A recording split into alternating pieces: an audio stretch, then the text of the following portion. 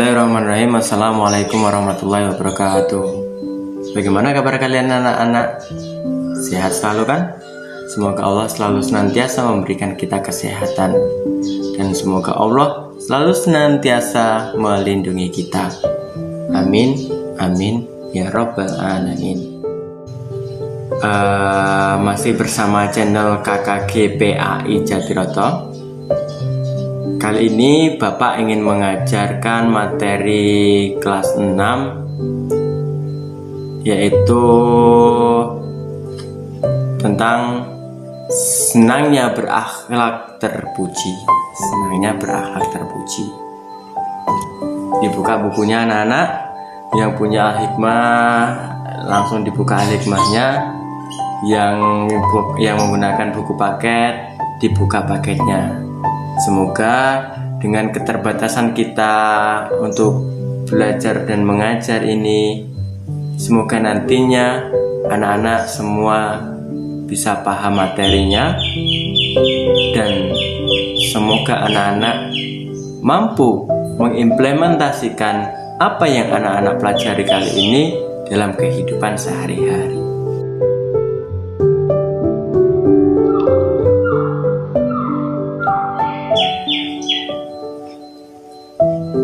Perilaku terpuji. Untuk pembahasan kali ini ada 4 yang dibahas. Yang pertama adalah berbaik sangka. Yang kedua simpati. Yang ketiga toleran. Yang keempat hidup rukun. Oh maaf, di bawah bilang 4 ternyata 5. Yang kelima apa? Hormat dan patuh kepada orang tua, guru, dan keluarga.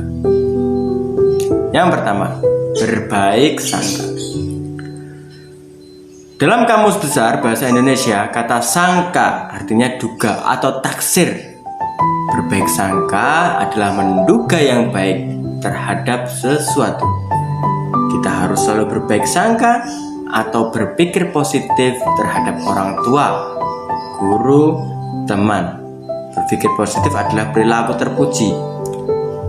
Lawan kata berbaik sangka adalah berburuk sangka atau prasangka. Sesuai yang baik menghindari prasangka yang buruk terhadap orang lain. Jadi berbaik sangka itu istilahnya apa? Berhusnuzon. Jadi kalau seandainya apapun yang dilakukan orang, apapun itu, kita tidak boleh menduga-duga. Kita tidak boleh ngerasani jorok kasarean gitu. Kita tidak boleh seperti itu. Kita apa ya? Jadi kita berpikiran positif saja terhadap orang itu. Itu namanya prasangka. Di dalam surat Al-Quran dibuka bukunya Quran surat Al-Hujurat, ya. Allah Subhanahu wa taala sudah mengingatkan kita agar menjauhi prasangka buruk. Jangan mencari-cari kesalahan dan kejelekan orang lain. Karena apa? Karena yang kita sangkakan belum tentu kebenarannya. Di samping itu, diri kita belum tentu lebih baik dari orang yang kita jelek-jelekan tersebut. Nah, jadi sekali lagi Allah sudah mengingatkan agar kita menjauhi prasangka buruk. Kita dilarang oleh Allah untuk berprasangka buruk. Jangan mencari-cari kesalahan dan kejelekan orang lain. Kita dilarang mencari-cari atau menilai, mencacat orang lain. Tidak boleh. Karena apa? Karena yang kita sangkakan itu belum tentu benar. Karena apa yang kita pikirkan, apa yang kita duga-duga tentang orang lain itu belum tentu benar. Di samping itu, kita belum tentu lebih baik dari dia yang kita omongkan. Jadi kita berpikir, kita menduga-duga dia itu seperti ini, dia itu seperti ini. Nah, ternyata kenyataannya malah dia itu lebih baik dari kita. Maka dari itu Allah melarang untuk kita berprasangka buruk. Jadi kita tidak boleh menjelek-jelekan teman kita yang ada di sekolahan, tidak boleh, atau di lingkungan rumah. Kita juga tidak boleh. Pikiran kita hendaknya tidak dipenuhi oleh pikiran-pikiran yang negatif, tidak boleh. Sebaliknya, kita harus berpikiran positif jernih mendoakan kebaikan untuk diri sendiri dan orang lain. Nah, pahami anak-anak, kita tidak boleh berprasangka buruk. Kita malah dianjurkan untuk berpikiran positif, berprasangka baik, dan saling mendoakan.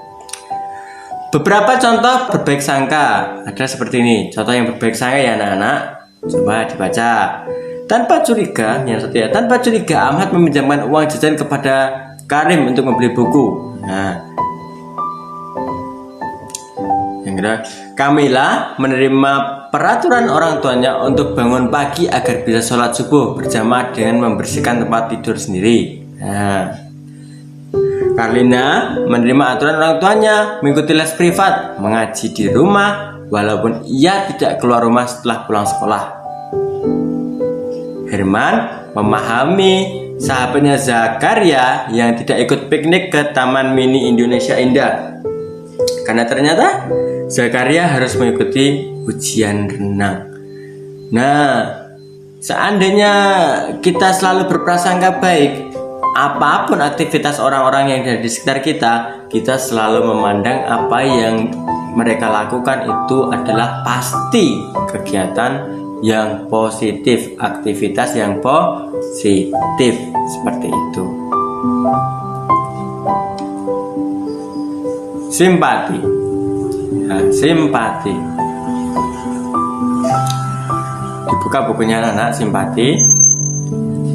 Dalam Kamus Besar Bahasa Indonesia, kata simpati berarti rasa kasih, rasa setuju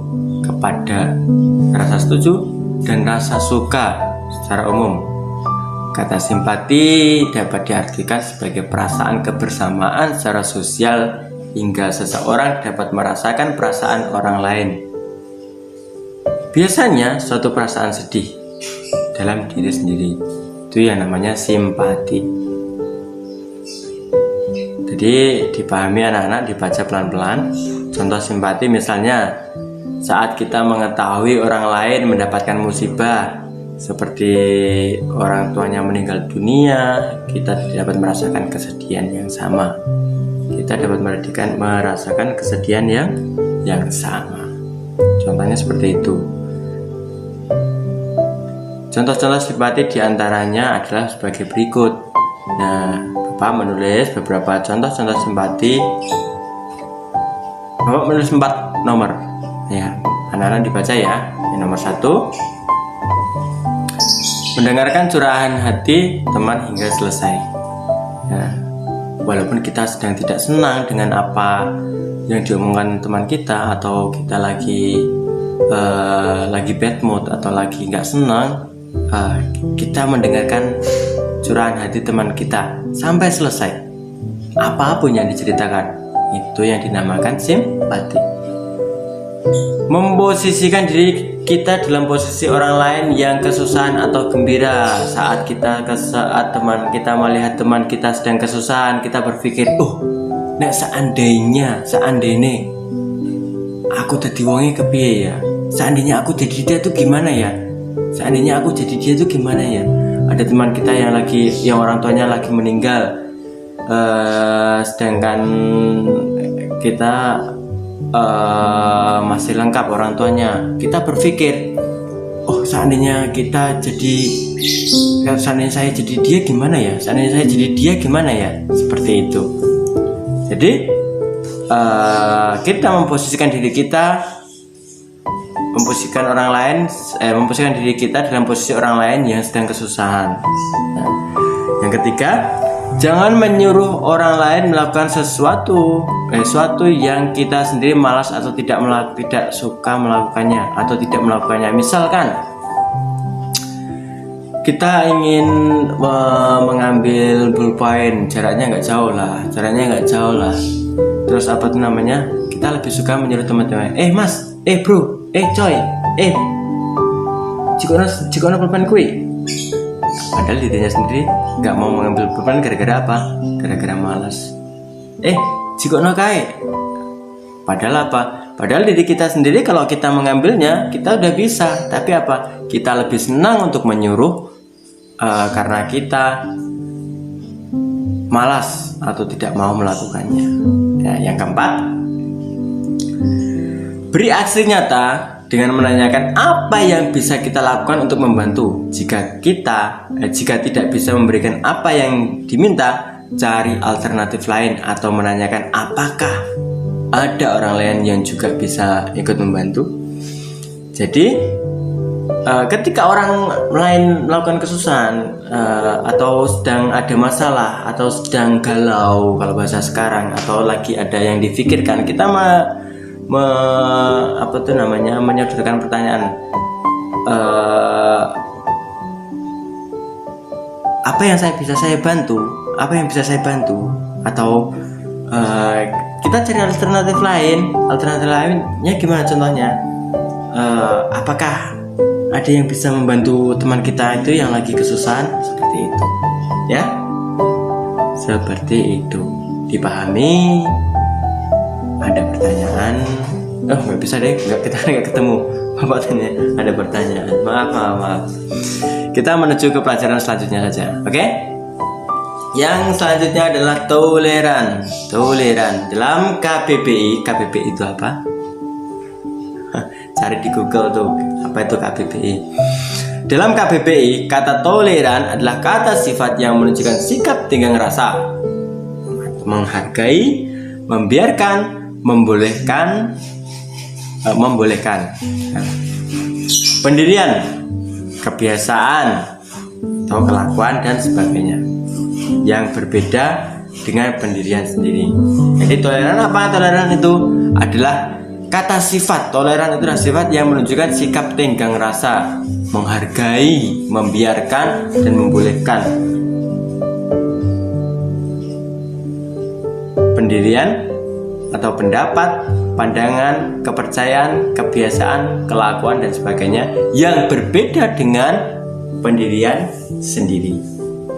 Adapun toleransi adalah sikap saling menghormati dan saling bekerja sama di antara kelompok-kelompok masyarakat yang berbeda, baik secara etnis, bahasa, budaya, politik, ataupun agama. Jadi, dibaca lagi anak-anak. Toleransi adalah sikap saling menghormati, saling bekerja sama di antara kelompok-kelompok masyarakat yang berbeda, baik secara etnis, bahasa, budaya, politik, maupun agama. Berikut ini adalah contoh-contoh sikap toleran. Yang pertama adalah kita menghormati pendapat teman yang berbeda dengan pendapat kita. Siapapun itu, lebih pandai ataupun lebih kurang dari kita tetap menghormati pendapat teman-teman kita yang berbeda dengan pendapat kita.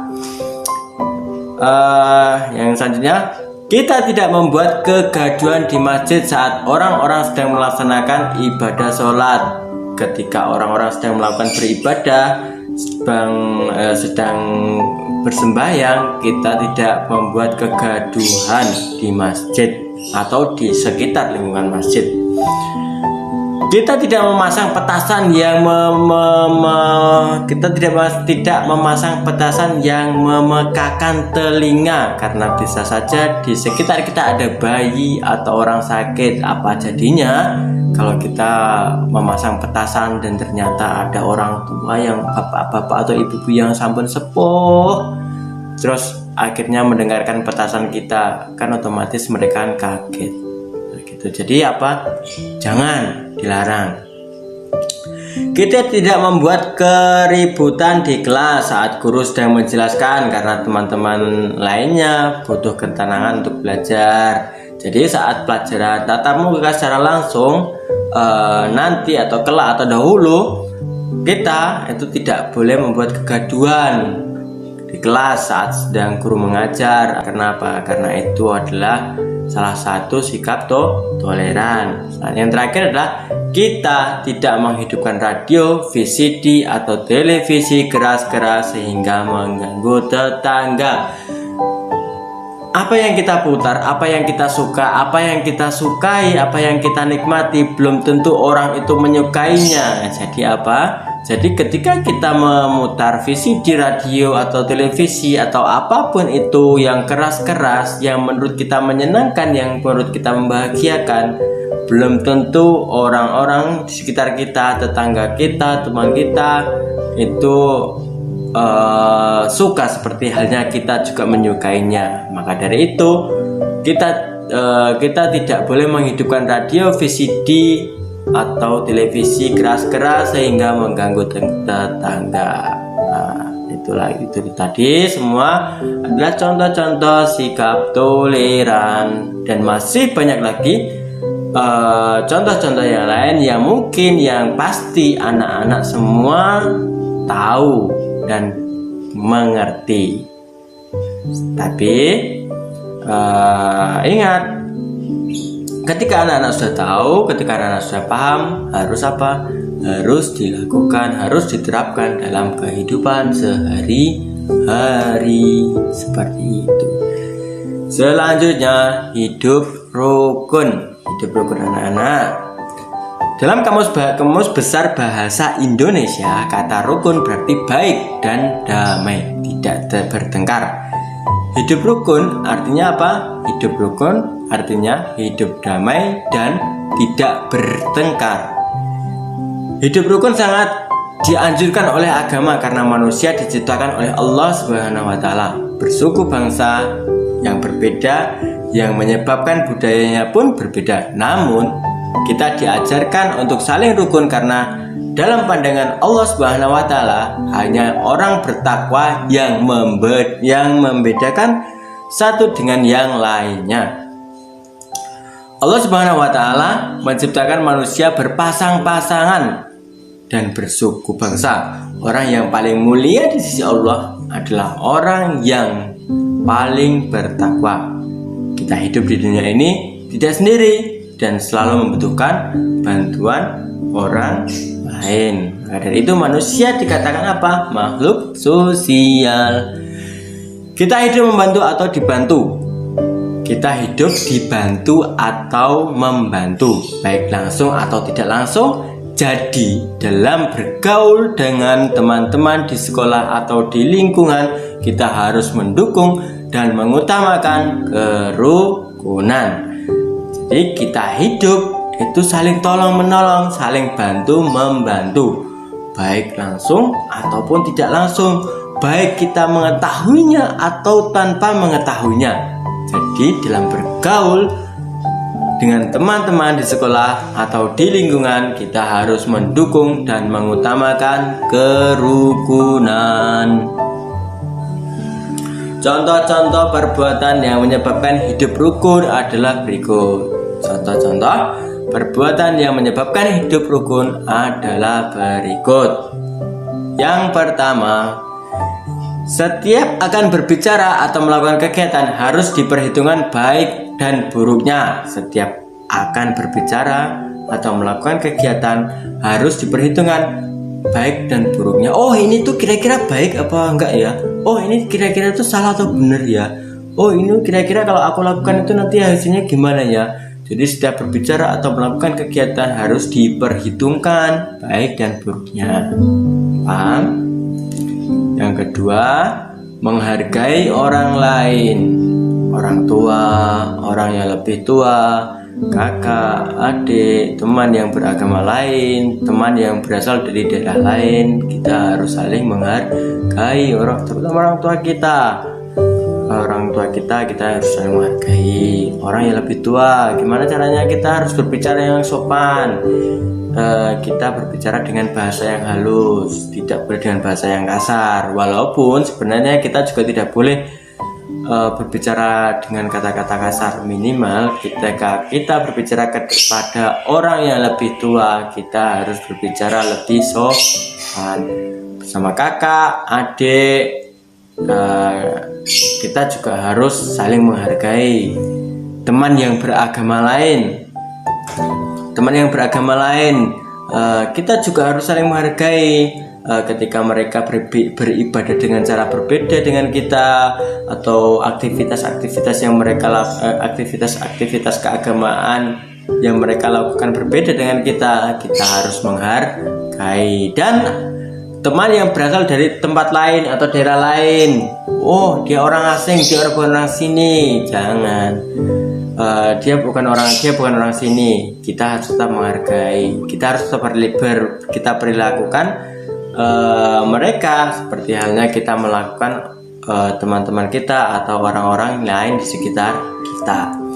Berbicara yang baik, tidak dengan kata-kata yang kasar yang membuat orang lain marah atau sakit hati. Ngomongnya tidak boleh kasar, ngomongnya yang baik-baik, ngomongnya harus menjaga perasaan orang lain. Jadi kita berpikir saat berbicara supaya apa? Supaya kita tidak membuat orang lain marah atau merasa sakit hati. Kita tidak boleh sakit hati. Kayak ngomongnya kayak gitu ya. Kok kayak ngomongnya kayak gitu, tidak menjaga perasaan banget sih. Nah, seperti itu. Itu harus kita jaga. Dalam bertindak mengutamakan kepentingan orang yang banyak daripada kepentingan pribadi, atau dalam bertindak tidak egois yang selalu mementingkan diri sendiri. Sama seperti halnya tadi ya.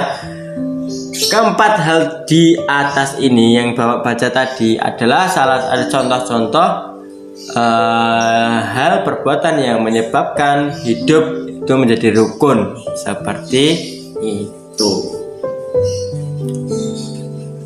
Pahami ya anak-anak ya. Sedangkan ini adalah contoh-contoh perbuatan yang membuat kehidupan kita tidak rukun adalah sebagai berikut. Perbuatan lebih mengedepankan emosi atau cepat marah, bukan akal sehat. Yang maju duluan itu emosinya, bukan akal sehatnya. Maka dari itu apa? Orang-orang itu cepat marah. Yang kedua, tidak menghargai orang lain atau menganggap diri sendiri itu paling benar dan paling pintar. Ketika kita merendahkan orang lain, ketika kita tidak menghargai orang lain, maka orang lain tidak suka dengan kita. Maka dari itu apa? Akan hilang itu rasa rukun, akan hilang itu perdamaian. Seperti itu. Suka mencela dan mengolok-olok teman. Perbuatan mengolok-olok atau mencela seringkali menjadi pemicu suatu pertengkaran atau perkelahian. Anak-anak sering sekali kan anak-anak itu sering mengolok-olok temannya, sering mencela temannya, seperti itu kan. Nah, itu boten pareng. Jangan, karena sifat seperti itu akan menimbulkan pertengkaran, memicu pertengkaran dan perkelahian. Suka ngomong kasar dan merendahkan orang lain. Ketika orang itu suka ngomong kasar dan merendahkan orang lain, maka dia pasti tidak disukai orang lain. Ketika orang itu sering ngomong kasar, sering merendahkan orang lain, pasti dia tidak disukai oleh orang lain. Maka dari itu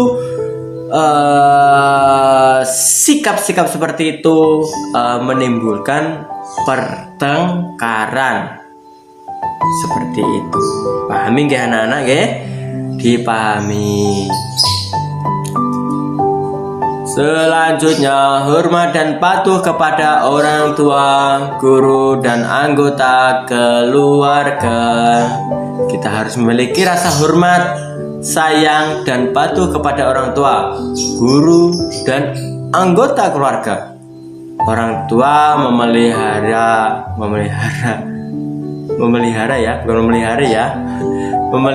dan membesarkan kita. Guru yang mengajar kita membaca dan menulis. Sudah sepantasnya kita menghormati dan mematuhi nasihat guru. Berakhlak terpuji memang menyenangkan. Hidup kita selalu menjadi tenang dan indah. Berikut ini adalah beberapa contoh akhlak terpuji. Sungguh senangnya berakhlak terpuji. Contoh hormat dan patuh kepada orang tua, memberi salam, meminta izin, mencium tangan orang tua ketika akan berangkat ke sekolah. Contoh hormat dan patuh kepada orang tua seperti itu, memberi salam. Anak-anak kalau berangkat sekolah waktu dulu masih tatap muka, Kira-kira anak-anak mencium tangan orang tua enggak? Mencium enggak? Mencium ya pasti ya, anak-anak kan semua anak-anaknya baik semua, pasti mencium tangan orang tuanya, memberi salam dan meminta izin. Yang belum, besok kelak kalau sudah masuk sekolah, sudah pertemuan tatap muka, diusahakan anak-anak sebelum berangkat sekolah meminta izin dulu, memberi salam dan mencium tangan kedua orang tuanya ya. Tidak ke sekolah saja, kemanapun, walaupun ketika kita keluar rumah, kita seperti itu, memberi salam, meminta izin dan mencium tangan orang tua. Mendoakan orang tua setelah salat. Allahumma firli wali walidayya warhamhumma kama rabbayana shighara. Kita doakan orang tua kita. Semoga orang tua kita itu sehat, orang tua kita itu baik, seperti itu. Perintah orang tua untuk belajar sungguh-sungguh, tidak banyak menonton TV, banyak bermain, harus dituruti. Ketika orang tua kalian, orang tua kita semua memerintahkan kita untuk belajar secara sungguh-sungguh, secara tenanan, temenan, apa yang harus kita lakukan? Kita turuti. Ketika kita terlalu sering menonton TV terus dilarang oleh orang tua kita turuti. Kita yakin, kita berkhusus, dan seperti halnya tadi kita berbaik sangka pada orang tua kita tadi, itu adalah banyak manfaatnya untuk kita. Nah, terlepas dari itu, kita harus menghormati dan patuh kepada orang tua. Minta izin terlebih dahulu jika ingin bermain ke rumah teman. Minta izin kalau mau pergi, kalau mau main minta izin. Kalau orang tua nggak boleh gimana Pak? Jangan. Kalau orang tua nggak boleh jangan berangkat. Kalau orang tua nggak boleh terus saya kepengen Pak, ya jangan, nggak boleh, tetap nggak boleh. Minta izin dulu. Kalau orang tua boleh, oke, kita berangkat. Kalau orang tua nggak boleh, jangan, nggak boleh berangkat. Minta izin, mengucap salam dan cium tangan pastinya ya, anak-anak semua seperti itu, oke? Perintah orang tua untuk mengerjakan sholat dan bangun pagi hendaknya dituruti, dan sebagainya. Maksudnya ada sebagainya, Bapak salah nulis itu maksudnya ya. Ya Allah, Ibu jam sakmene kok wis digugah, ngantuk banget. No, nggak boleh ada kata-kata seperti itu. Ketika perintah orang tua mengerjakan sholat pagi dan mengerjakan sholat dan bangun pagi, hendaknya dituruti. Bangun le sholat. Wudu ke sholat subuh dulu. Nggih Bu, berangkat. Seperti itu, nggih. Jadi semua contoh di atas, contoh-contoh ini adalah contoh hormat dan patuh kepada orang tua. Lalu contoh-contoh hormat dan patuh kepada guru. Yang pertama, ketika kita bertemu guru, memberi salam kepada guru lalu mencium tangannya.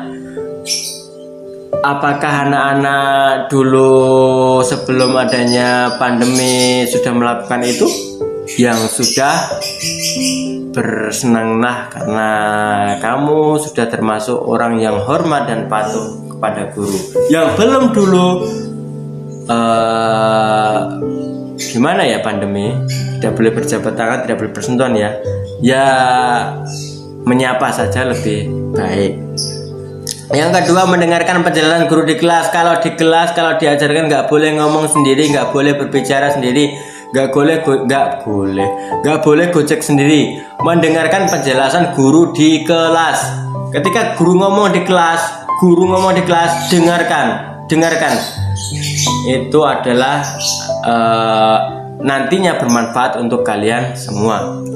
Saat belajar tidak banyak bercanda di dalam kelas. Nek kelas ora oleh gojek anak-anak, ora oleh gojek, nggak boleh gojek, nggak boleh bercanda.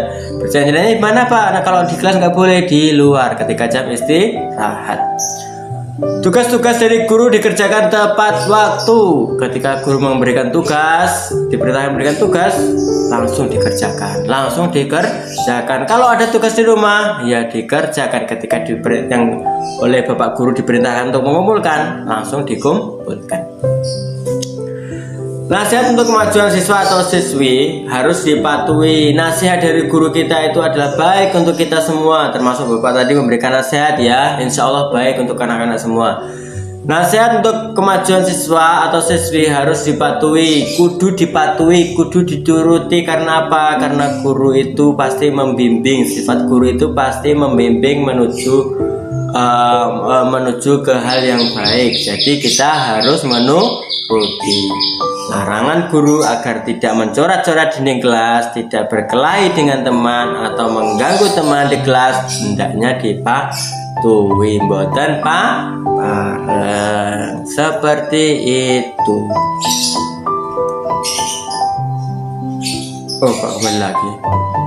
Nah, yang selanjutnya adalah contoh hormat dan patuh kepada sesama anggota keluarga. Jika bertemu saudara atau family yang lebih tua seperti kakek, nenek, paman, bibi, atau kakak, hendaknya memberi salam dan mencium tangannya, ya, atau menyapa ya. Jika memberi salam, ada saudara atau nenek, entah itu di jalan, entah itu sedang berkunjung, kita harus memberi salam terlebih dahulu, oke?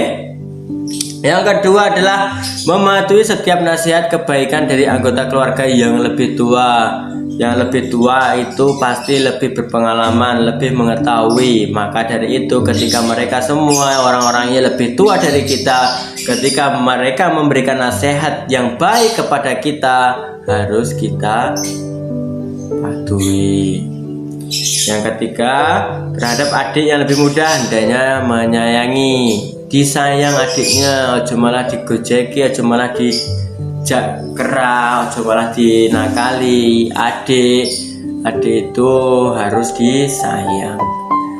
Tidak menghidupkan radio, TV keras saat ada anggota keluarga atau adik, kakak, nenek sedang sakit. Maka kalau kita di dalam rumah, kita nggak boleh egois. Kalau ada orang tua kita, anak kita, adik kita, keluarga kita ada yang sakit, kita tidak boleh memutar radio, TV keras-keras. Karena apa? Karena mengganggu. Anak-anak dipahami paham semua ya? Paham, anak-anak pinter kok, pasti paham. Sekian, terima kasih sekali anak-anak sudah mendengarkan Bapak mengajar pada kali ini. Kurang lebihnya Bapak mohon maaf. Semoga sedikit yang Bapak berikan nanti bermanfaat untuk anak-anak semua, bermanfaat di dini wa dunia wal akhirah. Terima kasih, tetap jaga kondisi, tetap jaga kesehatan, jaga jarak, tetap memakai masker, dan selalu cuci tangan agar kita terhindar dan ikut serta memutus mata rantai penularan COVID-19 ini. Terima kasih. Wassalamualaikum warahmatullahi wabarakatuh.